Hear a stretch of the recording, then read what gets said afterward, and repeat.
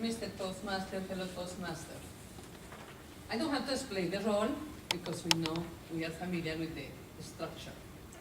But because this club focuses in evaluation, I'm going to do something a little different today. I will make you, or I provide you the statement. I will call the member, he will deliver 1 to 2 minutes. After you're done, I will call the next speaker or the next member, and that member will evaluate the previous Toastmaster or the answer the table topic answer.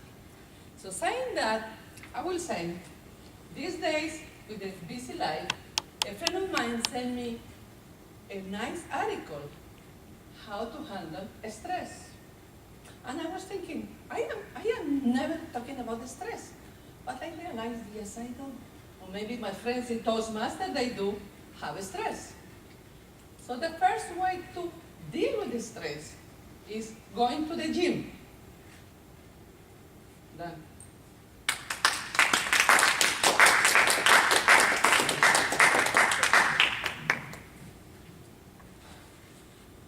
Dealing with stress and going to the gym. I haven't been to the gym in a couple of years.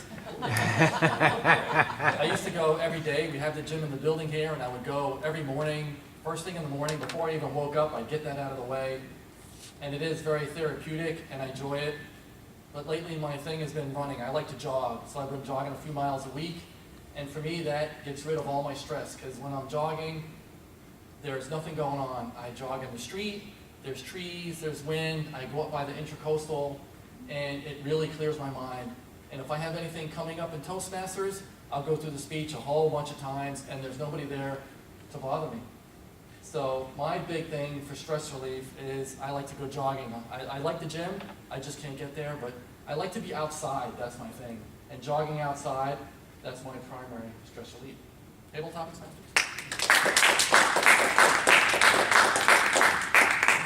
Thank you, Dan. So he delivered his speech. The member I will call will evaluate his speech. And that person is Marshall.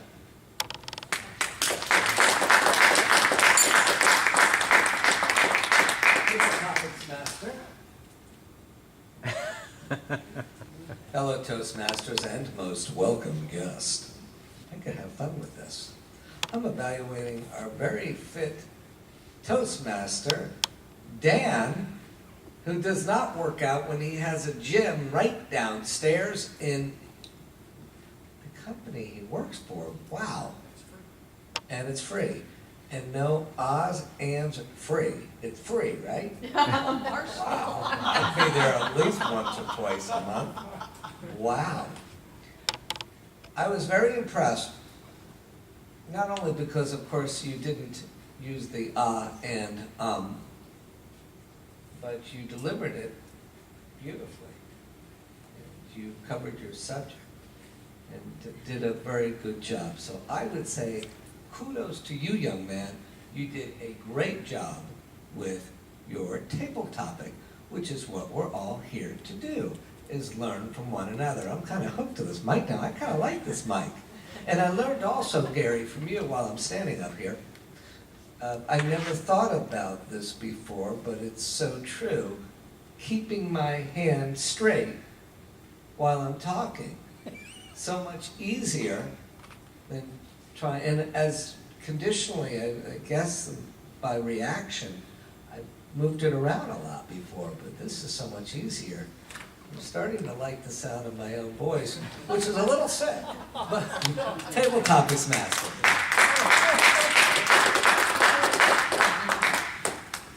Am I done? I'm sorry, I'm going to take time. Sorry. Thank you, Marshall. Listen to the music. Listen to the music. It's other way to deal with the stress. Douglas.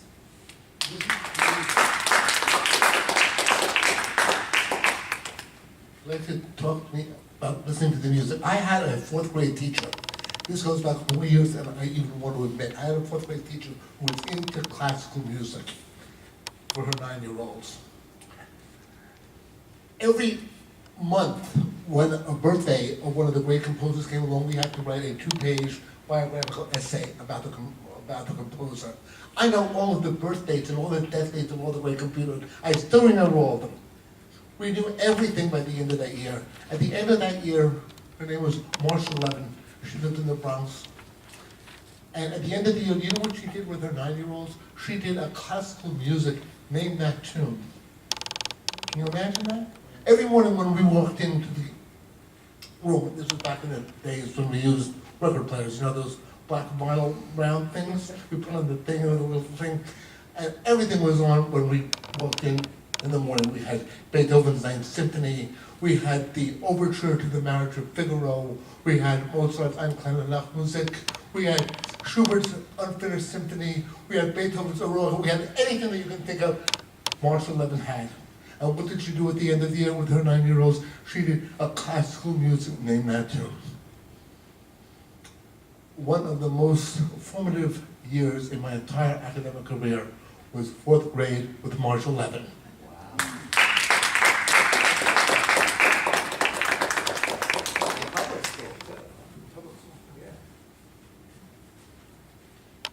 Thank you, Douglas.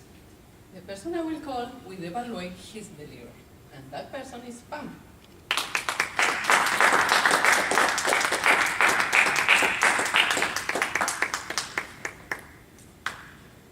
Thank you, Madam Table Topics Master, fellow Toastmasters, and especially Douglas.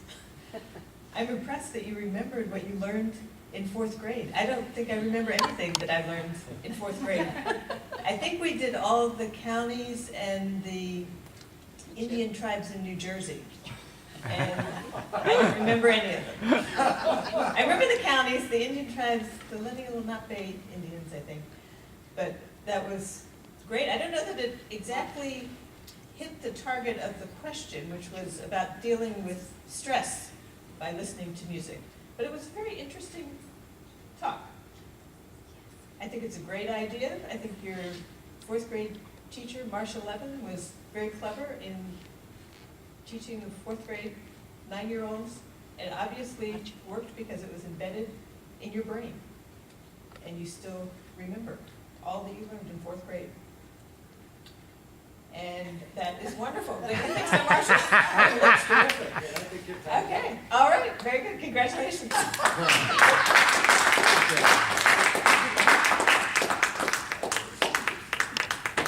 Thank you. Thank you, Pam. We are practicing evaluation, and that is wonderful. The next person I will call, please play with the dog. Play with the dog and relax your stress. You want to participate?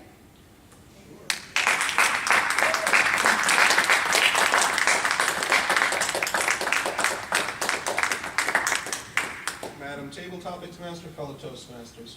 I'm going to start off with something that Dan talked about. I don't run, but I like to walk. So one way that I kind of unwind from stress is walking on the beach. So every weekend, you'll actually see me around Boynton Beach area walking. Walk for about an hour and a half or so.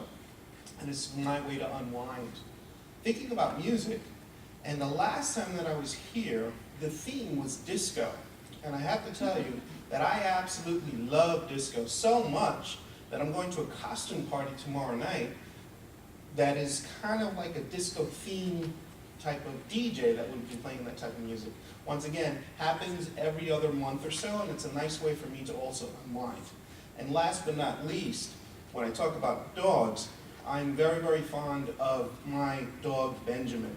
One of the reasons for me that it's a challenge for me here is that I have to go home to take care of Ben first, and then I come back. So that's usually my challenge to come to the Boca Raton Advanced Toastmasters, but I'll make more of an effort to adjust my schedule so I can be here.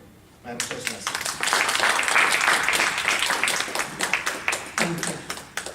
David, could you please come and evaluate?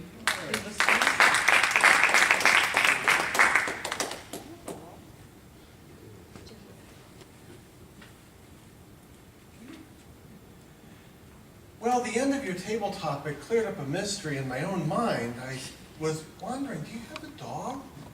Because you started out with talking about running and then talking about music, and then you started talking about your dog, which is fine. I would have liked to see, start out with my dog. My dog Ben is the most wonderful thing. But you did do something really good in that table topic, and that is the art of spin. Because a lot of times in Toastmasters, when we have a difficult table topics question, it's okay to just talk about something entirely different. Our politicians do it all the time. So you're well on your way to a career in politics. But sometimes that is a good thing. Because when we get a question off the cuff, or if we're being interviewed by someone in the media, sometimes we may not have a good answer to the question. Sometimes we may not want to answer that question. So a little bit of spin is okay. Sometimes we have to dance around some complicated issues. I'm very rarely at a loss for words. Although I would have liked to hear a little bit more about your dog, and I'm a big, not necessarily a dog fan, but a cat fan. But I am very partial to animals and the way they relieve stress, and I think, Martha, this evaluation has put a little bit of stress on me.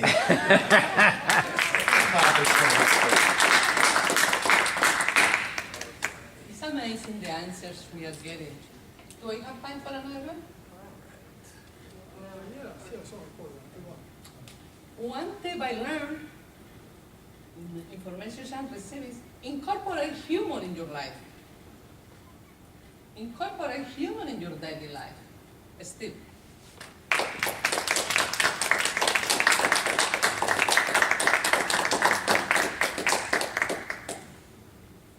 Incorporate humour in your daily life. Those people who were at the workshop, a couple of people came up to me after it and said, I'm not funny at all. How do I? I said, listen, if you walk around at the weekend, you'll be amazed just how many humorous situations unfold in front of your eyes, whether it be in public or whether it be driving down the road or whatever. You can always find something funny to laugh at. And it is the greatest form of stress relieving, without a doubt. If you can have a good laugh at something, you will automatically become de-stressed. So it's something that I try to recommend throughout my life. Going back to the dog story, for example, I once went to Korea, and as you may know, one of the delicacies there is dog.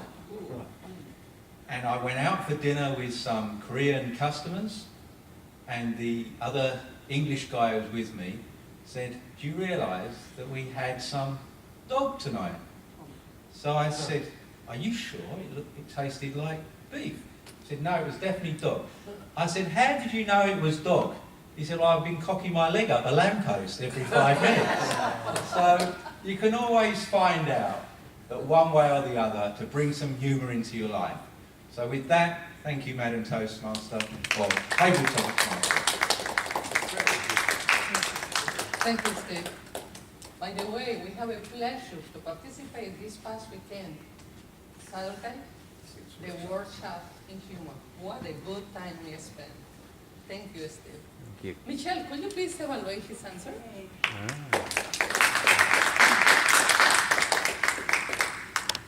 Turnaround's always fair play. Stephen and I love to evaluate each other. Yes. So, hello. I'm here to evaluate our favorite Brit. He's amazing. We love hearing about Crea. I thought it was a career he was talking about. But it was Crea and eating dog. You know, I'm a dog person myself. Sorry, David. Dogs are amazing. They woof. They piss. You're allowed to say that in Britain. I just love England. Been there a lot, you know, to London and whatnot. bits and bobs and all those other things. I know Judy sometimes has a bit of a trial figuring out the odd words that we use. Which reminds me of Punch and Judy. Do you all know about Punch and Judy? Yes. Of course, Steve does, On the because beach. he's a Brit. Luckily, I hear the Queen calling. Ta-ta!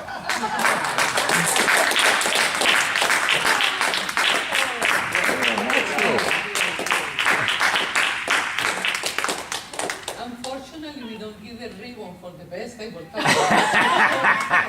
She got it. Thank you, Michelle. Well, I had to do humor. Great job. One thing I would like to say, everybody did a great job. But in case I have more time, the next question will be, don't forget to come to the Toastmaster meeting. You relax a lot.